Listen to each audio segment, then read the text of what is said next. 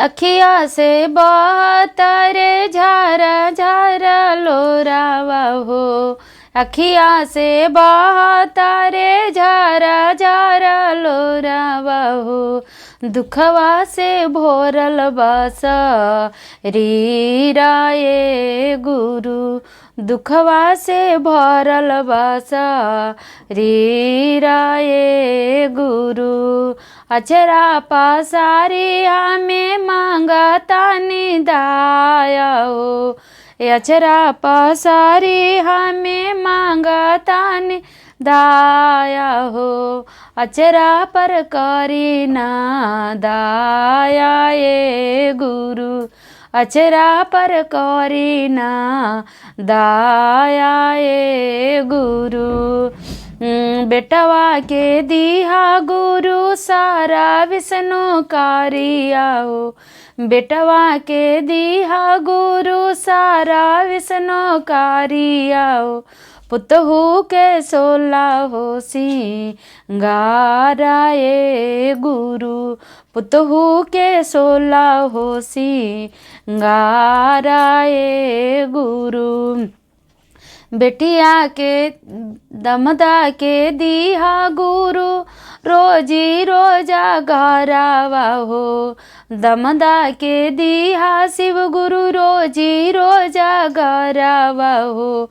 बेटिया के सोला हो सिंगारा ये गुरु। बेटिया के सोला हो सिंगारा ये गुरु। पति के दिया पति के करिया शिव गुरु का चन शरीरिया हो। पति के करिया शिव गुरु कांचन शरीरिया हो। हमरा के सोला हो सिंगारा ये गुरु।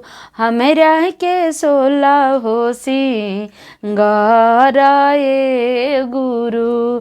भैया के दिहा गुरु सारा विष्णु कारिया हो। भैया के दिहा शिव गुरु सारा विष्णु कारिया हो। भाभी के सोला हो सिंगारा ये गुरु। भाभी के सोला हो सिंगारा ये गुरु। अखिया से बहता रे झरा झरा लोरावा हो।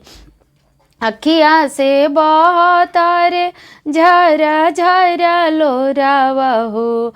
दुखवा से भरल बस रीरा ये गुरु। दुखवा से भरल बस रीरा ये गुरु। पहला में दाया मांगो दूसरा में चारा चाहो।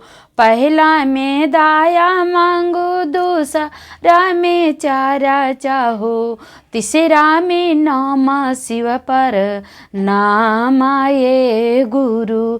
तीसरा में नाम शिव पर नाम ये गुरु।